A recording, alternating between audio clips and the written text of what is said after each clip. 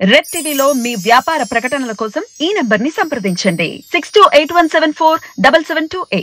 And ఇప్పుడు ఈ మధ్య గోపిచంద్ గారిది ఒక మూవీ రిలీజ్ అయింది భీమా. అది అంత మిక్స్డ్ టాక్ వస్తుంది. అంతకు ముందు కూడా రామబాణం అట్టర్ ఫ్లాప్, అట్లా చాలా మూవీస్ ఇప్పుడు సీరియల్ గా అన్ని ఫ్లాప్ అవుతూనే ఉన్నాయి. అంటే ఎందుకు గోపిచంద్ అంటే ఆయన ఫ్యాన్స్ గానీ ఆయన అభిమానించే వాళ్ళు గానీ అనుకుంటున్నారు ఒకటి ఏంటంటే, ఎందుకు ఆయన మంచి స్క్రిప్ట్ సెలెక్ట్ చేసుకోవట్లేదు, ఎందుకు అంటే ప్రజల్లోకి అంటే అభిమానుల లోపలికి వచ్చే ఒక్క స్క్రిప్ట్ ఎందుకు రావట్లేదు అని చెప్పేసి అనుకుంటున్నారు. దీని గురించి మీరేమంటారు? యాక్చువల్గా వాళ్ళ ఫాదర్ చాలా మంచి డైరెక్టర్, టి కృష్ణ అని. మంచి మంచి సినిమాలు తీశారు. నేటి భారతం, రామోజీరావు గారికి మంచి సినిమా తీశారు, అంకుశమ, అటు మంచి మంచి సినిమాలు తీశారు ఆయన. తర్వాత వందే మాతరం, అభ్యుదయ భావాలు గల ఒక మంచి డైరెక్టర్. పాపం చాలా తొందరగా పోయాడు. మెడ్రాస్లో నేను ఉండే మా ఇంటికి కొంచెం 2-3 స్ట్రీట్ల పక్కనే.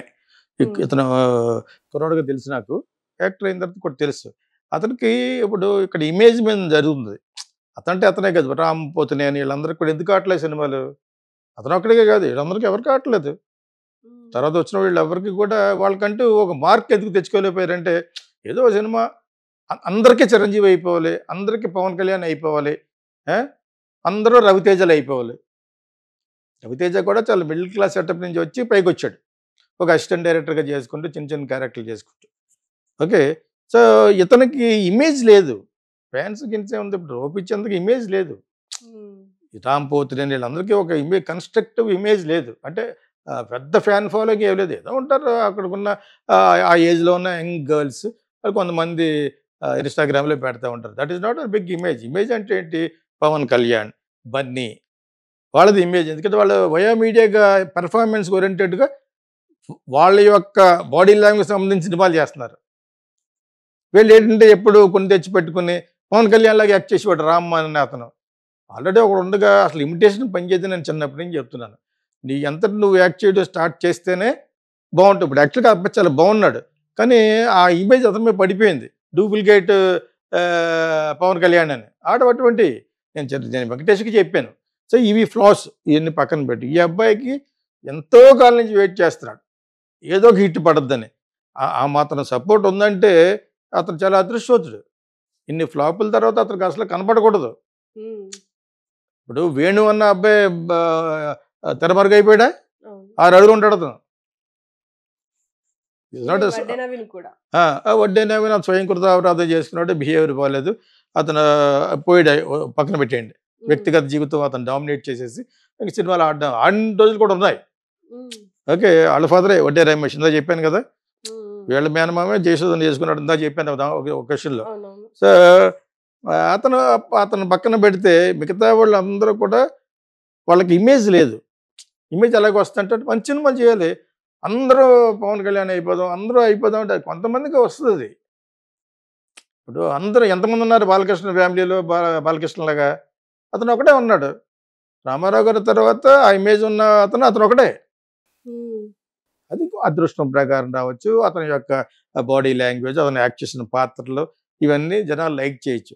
కానీ వీళ్ళు ఇప్పుడు మలయాళంలో ఆడుతున్నాయి కదా కొన్ని మలయాళంలో కూడా కుంజికో అని ఇద్దరు ముగ్గురు మంచి మంచి సినిమాలు యాక్ట్ చేసి దెబ్బతిన్నారు. మీకు మలయాళం సంగతి ఇంకా తెలియదు కాబట్టి చెప్పట్లేదు. అక్కడ కూడా చాలా మంచి ప్రొడ్యూసర్స్ కొడుకులు కూడా చాలా పెద్ద క్లిక్ అవ్వలేదు. పృథ్వీరాజ్ చాలా అందంగా ఉంటాడు బయట, తమిళ్లో ఊపాడు, అంతా అయిపోయాడు. ఇప్పుడు మళ్ళీ డైరెక్టర్గా సెటిల్ అయిపోవాలి ట్రై చేస్తున్నాడు. పాత్ర మారిపోయింది అతనే మన సలార్లో యాక్ట్ చేశాడు కదా.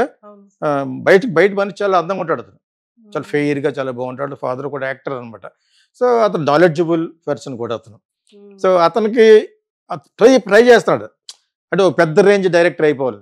ఇప్పుడు మలయాళంలో వచ్చి చిన్న సినిమాలు ట్రై చేశాడు, అటర్ ఫ్లాప్ అయిపోయినాయి. కథాంశం ఉన్న అతనికి ఎందుకు, బికాజ్ ఆల్రెడీ అతను స్టార్.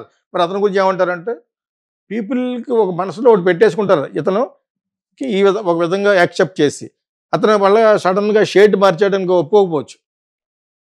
చాలా మంచి కెమెరామెన్ ఈ శ్రీమంతుడికి వీళ్ళందరికీ కెమెరామెన్ చేస్తే కెమెరామెన్ అతను డైరెక్ట్ చేశాడు, అది కూడా రీమేక్, అట్టర్ ఫ్లాప్ మలయాళంలో.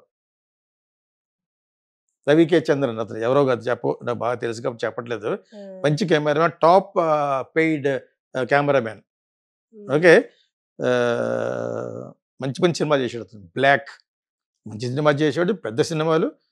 వెరీ టాప్ పొజిషన్లో ఉన్న సినిమాటోగ్రాఫర్.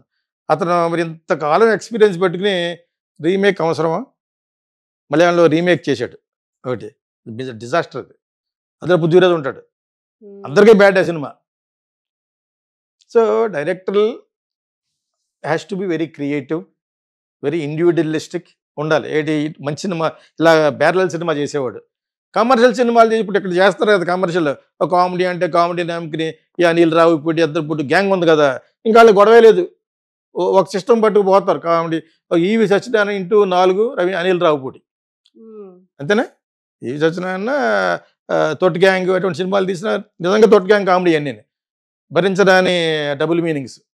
ఓకే, దాన్ని ఇతను కొంచెం పెద్ద పెద్ద వాళ్ళతో తీసే రోజులు వచ్చింది కాబట్టి వెంకటేష్ లెవెల్ తీస్తున్నాడు కాబట్టి అవి కూడా ఆడుతున్నాయి. ఇవన్నీ మీనింగ్లెస్ అయినా కూడా ఎంటర్టైనింగ్. సినిమాని ఎంటర్టైన్ చేసి డబ్బులు కలెక్ట్ చేస్తే ప్రతిదీ గొప్ప సినిమా కింద లెక్క. ఓకేనా? వాళ్ళు అటువంటి సినిమాలో చేయగలరు అనే మార్క్ వచ్చినప్పుడు వాళ్ళ బాలకృష్ణతో ఏదో మంచి సినిమా తీసినట్టున్నాడు కదా, అదేదో. సో ఇది ఉంటుంది లోపల. వీ కెన్ ఆల్సో నిజంగా ప్రతిభ ఉన్నవాడు డెఫినెట్గా ఒక రోజు కాకపోతే ఇంకో రోజునే ప్రూవ్ చేసుకుంటాడు యాక్చువల్గా. అది పక్కన పెడితే ఈ ప్యారలల్ సినిమా, మీరు అడిగిన ప్యారలల్ సినిమా, మలయాళం సినిమా, ఆ బాయ్స్ అనే సినిమా వచ్చింది కదా, ఏం బాయ్స్ ఇది, అవి అటువంటిది సినిమాలు ఇంకా వస్తాయి. మనోళ్ళు ప్రయత్నించి ఆ ప్రొడక్షన్ కంపెనీస్ కూడా ఒక 50% అటువంటి సినిమాలు తీద్దాం అనుకునే మంచి ఆలోచన కానీ వాళ్ళకి వస్తే డెఫినెట్గా వస్తాయి. ఎందుకంటే ఇక్కడ కూడా అటు సబ్జెక్టులు ఎవరు పడితే చేయొచ్చు, తీసే విధానం తెలియాలి. Treatment is very important. నిన్న చూసిన అన్వేషితకు ఏదో సినిమా ఉందన్నమాట, ఇంకా ఇదే ఉంది పేరు. సో అది ఇట్స్ గుడ్. 2 కేసులు తీసుకున్నాడు అన్నమాట. ఇటువంటి మనం యూట్యూబ్లో చూస్తాం, అయినా కూడా వాళ్ళు ఒక సినిమా టిక్కా తీశారు. 2 కేసులను తీశారు, ఫస్ట్ హాఫ్ ఒక కేసు, సెకండ్ హాఫ్ ఒక కేసు. ఓకే, ఆ 2 కూడా ఆద్యంతం చూడాలనిపించేటట్టుగానే ఉంది. సో అటువంటి మన వాళ్ళు కూడా తీయడానికి ప్రయత్నించాలి, తీయాలి. నేను ప్రొడ్యూసర్లు చెప్పేది ఏంటంటే ఒక 50% ఈ ప్యారలల్ సినిమా అంటారు దీన్ని, దాని మీద కాన్సన్ట్రేట్ చేయండి. ఒక 50% పెద్ద పెద్ద హీరోలతో చేయండి. పెద్ద పెద్ద హీరోల సినిమాలు కూడా కథాంశం బాగుంటేనే ఆడతాయి ఇక్కడి నుంచి. లేకపోతే పుష్ప 2 ఒక సినిమా రిలీజ్ అయితే సినిమా ఆడేస్తే దానికి సంబంధించి మళ్ళీ పెడతారు అడతలను, సాంబార్ అయిపోతుంది. యానిమల్ వచ్చింది, అటువంటి గన్స్ అకౌంట్ అటువంటి వాడారు, వీళ్ళు కూడా వాడేసి ఉంటారు బహుశా. అందులో ఏదో క్యారెక్టర్ నచ్చుద్ది, అది ఇందులో వాడేస్తారు అనమాట. ఈ సినిమాకి ఎంతవరకు అనుకున్నారో అదే వాడాలి.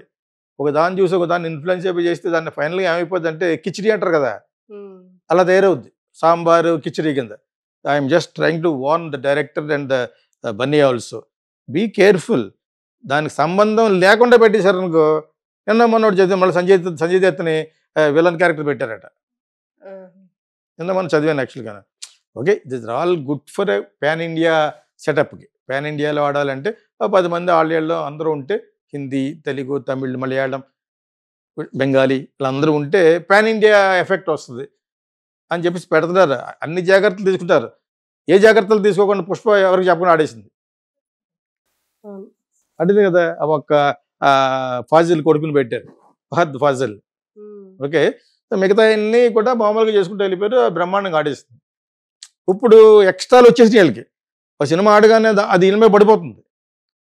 అబ్బో ఇలా చేస్తే కానీ సినిమా ఆడదేమని, అలా చేస్తే కానీ ఇలా ఆడదని. ఇది చాలా చాలా ఎక్కువ ఒక మన తెలుగులో, more than any other language in the whole world. మన వాళ్ళు వెంటనే ప్లెగారిజం అయిపోతుంది. ప్లెగారిజం అంటే వేరే వాళ్ళని కాపీ కొట్టేస్తారు. సో చిన్న సినిమా బతకాలి అని నేను 40 ఏళ్ళ నుంచి చెప్తున్నాను. చిన్న సినిమాయే మంచి కథాంశం ఉంటే బాగా ఆడద్దని. మంచి కథాంశాలను ఎత్తుకుని, మంచి ఇతివృత్తాలను ఎత్తుకుని ఇటువంటి సినిమాలు ఒక 4-5 కోట్లు మించకుండా ఉండే సినిమాలు తీస్తే డెఫినెట్గా వర్కౌట్ అవుతుంది. Okay sir, thank you.